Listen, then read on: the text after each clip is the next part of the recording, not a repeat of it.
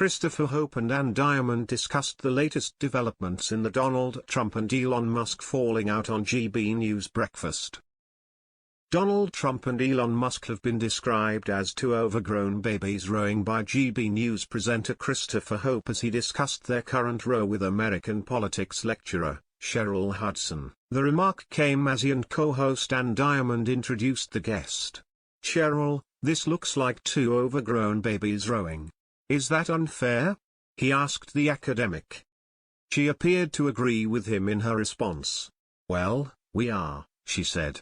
"We have grown used to Donald Trump being very petulant, kind of name-calling his political opponents, but in Elon Musk, he seems to have met his match, and they seem both quite able to call each other names, and say outrageous things about each other.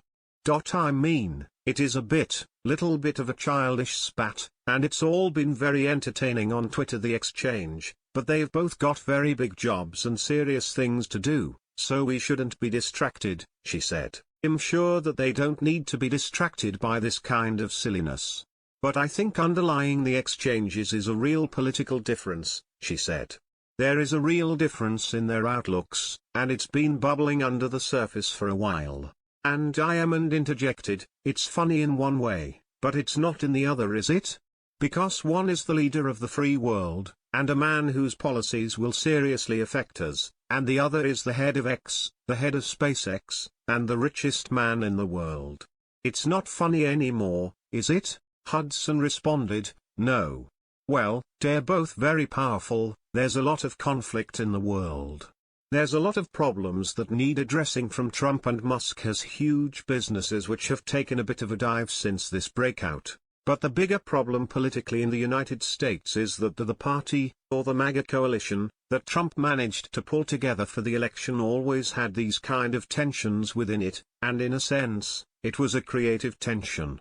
So there was the MAGA wing, which is the populist wing, which had a kind of populist base in the working class. And then there was the kind of the tech bro wing, which is Elon Musk's side of it. I suppose Steve Bannon represents the extremes of the populist side.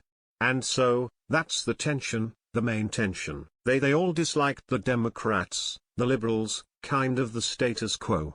They wanted to bring change. And so that kind of forced them together into this coalition. But when they're in government, when they're trying to govern, it's much harder to hold together that coalition.